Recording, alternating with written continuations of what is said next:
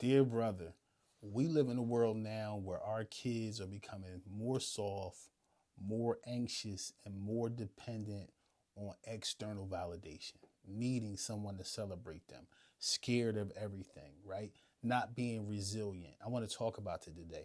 If you're a father, if you're a mentor, if you're a leader, if you're a pastor, an imam, whatever you are, you need to equip this next generation, bro, to be resilient mentally, emotionally, and physically, bro, because they sit around. Hit that like button, hit that subscribe button, become part of the Dear Brother podcast community where grown men keep on growing.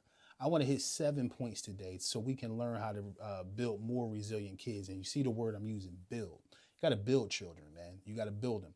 My father built me. You know what I mean? It's times he also broke me, but we got to build these kids. I think the first thing, I'm going to give you 7. The first thing is we got to teach accountability, and we got to teach it early, because kids now don't want to take any accountability for anything, man. I'm even watching, as I became a podcaster and being on the internet more, I'm watching grown men that don't even want to take responsibility for what they do. No accountability at all, and don't want anybody to give them any. You become an enemy if you make them accountable for anything, right? Kids need to know that their choices have consequences, good or bad. Whether it's a good choice or a bad choice, it's going to come with something. These kids don't really understand that, right? And they also don't have a controlled pace when making decisions, right? It's just they make a choice, make a decision. They don't even think about it. It's just how they feel. And I think that's one of the biggest issues. It's based on feeling, not based on perception, not based on pace. That I looked at this thing. My father was a cop, a narcotics cop, and then he was a homicide detective. He raised me up to look at every angle, right? If you're gonna make this choice, you got to know what these 3 things is coming with that. He taught me that, right? And it made me slow my pace down when I made decisions. It made me look around more. How is this going to operate? I can't just do it because I feel it. So we got to teach kids accountability, man. We got to teach them early on. Number 2, we got to teach them to resist the victim mentality. The victim mentality, man. We got to teach them that life is not fair, right? Life is not fair. Things are going to happen. Things are going to come your way, right? I mean, I lost my mom, my dad, and my daughter over a 5-year span. It was unfair, unbelievable. Life happened to me, right? I've been homeless. I lived in a car. Life happened to me, right? I lost my kidneys, ended up on dialysis in my late 30s. Life happened to me. I'm not on here just to shoot the crap with y'all. I started this podcast, man, to share my heart with men, because I've been through some heavy man stuff and been back through it. You know what I mean? Been through it and made it somehow back, just like some of y'all.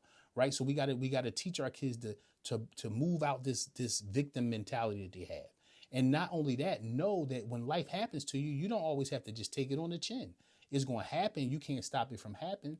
In fact, the scripture says time and chance happen to everybody. So you never know which way the wind is going to blow. But I think the greatest thing we can teach them is they have the power to be a game changer. They don't just have to accept it when it comes. It might come, but it doesn't have to crush them. It doesn't have to put them under thumb. Right? We got to teach them. You can change this thing based on your mentality, because it's up to you right here. We got to teach that. Number 3, critical thinking. We got to teach them critical thinking.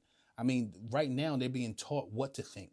You know, on the internet is teaching our kids what to think. The internet is teaching our girls how to even feel about themselves, teaching our boys the crushing weight of comparison. We got to teach our kids to critically think, man, to be able to look at this thing. See, the ability, man, for someone to be a critical thinker these days is a rare skill, because there's so much pressure to just be. It's so much pressure. The crowd is getting bigger and bigger because people keep on following it without even asking no questions. And see, that brings me to the point I want to really hit before we go on to the next. We got to train our kids to ask questions. Don't be afraid to ask questions. Okay, what is this? You know, what's the result of this? Where is it going? Teach them to ask questions. Don't just go with the flow and just trust you can't just trust the flow, right? We got to teach them to analyze the situation, even when they can't ask questions, even when nobody wants to answer their questions, to analyze the situation. Why is this being said? What is this going on? We got to teach them to be brave enough to question, right? And smart enough to analyze. Number 4, we got to teach them emotional toughness, right? We got to teach them emotional toughness. Our kids are just crumbling under everything, right? Times have changed, man. I listen, it could be the food. I think the stuff they put in our kids' food now is just making us different, man. It's making us different. The emotionalism and the things that's on the internet, man, is changing us physically, emotionally, socially, right? We got to teach our kids to be able to manage their emotions, not suppress them, but manage them, right? Regulate how they feel. We got a lot of our kids, man, falling into crime and all kinds of foolish decisions because they didn't regulate their emotions. They just went with how they were feeling that day. And it ended them up in a bad situation. It ends up young girls pregnant. It ends up boys doing crime. It ends up with our kids taking themselves off the planet because they can't regulate those emotions. We also got to teach them not to suppress them. Because then when you suppress them, then they begin to get crushed inside where they living inward and can't get it out. Right. I talk to my son often, man, even about the music that's being played now. It's so sad, right? It's so sad. It's drug heavy. It's just really sad music, man. And it's suppressing our kids, making them want to sit in the dark, right? Because they feel like they can't express anywhere.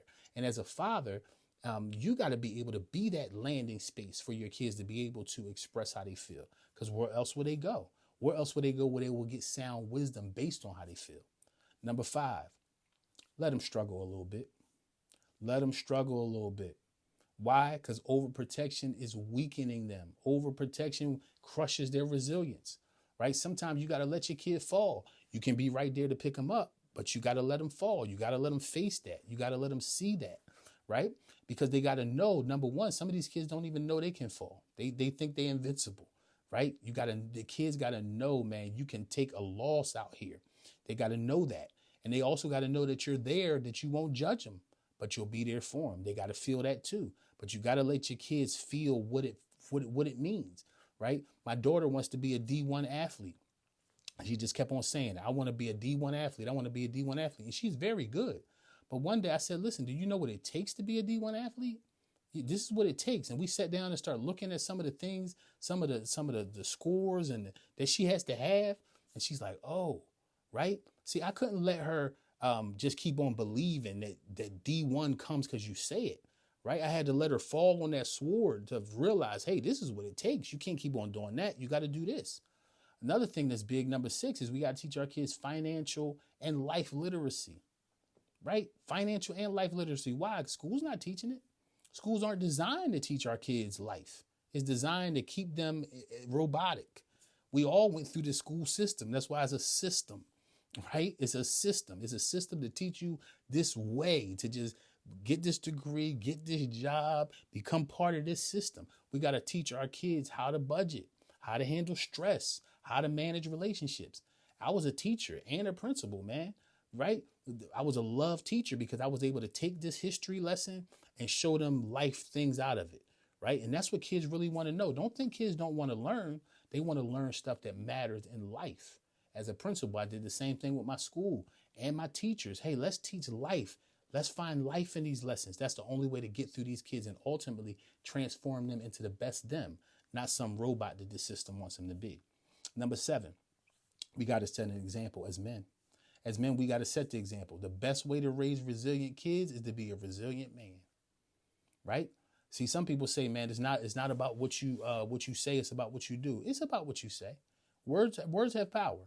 But it's also about what you do, right? When your kid sees you rise up, when that person you mentoring, that person under your leadership, that person your pastor, whether you're an imam, rabbi, whatever you do to have influence out here, you got to know that they're watching how you come back, how you handle a mistake, whether you have apology in you, whether your pride is overrunning everything. They're watching. They want to know what's this leader, what is he going to show me? Right? So listen, we got a duty out here. You have a purpose, my brother. You got a purpose, and your purpose is to teach this next generation how not to just slip through the cracks and become part of the system, whatever system that is, but to reignite the passion to be themselves. That's the way to change the world. As men, we're world changers. We got the gift to do that. You're a born leader, whether you like it or not, because that's part of manhood. Just as much as nurturing comes with womanhood, leadership comes with manhood. And it's upon you, bro. You got it. And it don't matter how many mistakes you made. In fact, I used to tell people I wouldn't want to follow an unscarred general. So don't use your scars against you. If you were able to have that scar and you learned a lesson, man, you're a well-able teacher to take this generation where it got to go. Because we're men. We're made of that. You're not a mistake. No, you're designed, man, to lead. You're designed to share the lessons of life you came back to raise up a generation so we can be proud of them. Hey, man, you were born with a purpose. You were born with a purpose. You wouldn't have been born without one. There's a problem for you to solve. And that's why God put you on this earth. You weren't born because your mom liked your dad and your dad thought your mom was cute. You were born because there was a problem that God had for you to solve. You're not a problem, my brother. You're a problem solver. And the only men that become a problem are men who don't know they have a problem to solve. Amen. Thank you for listening to me today. Hit that like button. Subscribe to the Dear Brother podcast where grown men keep growing. Hey, I love you. Make sure that you love you. I believe in you. Make sure you believe you.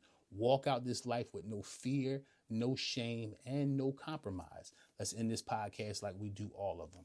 Yesterday was history, and tomorrow's a mystery. All we got is right now. What we going to do with it, what we going to do about it. Until the next time, my brother, stand tall. I'm proud of you. Peace.